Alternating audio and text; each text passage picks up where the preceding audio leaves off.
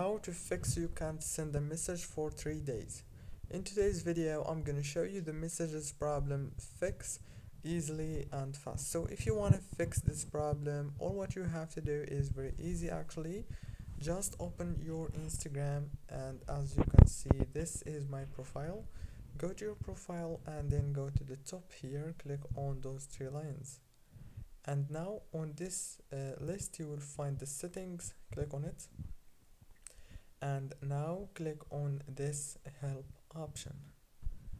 Right here you have to open the report a problem.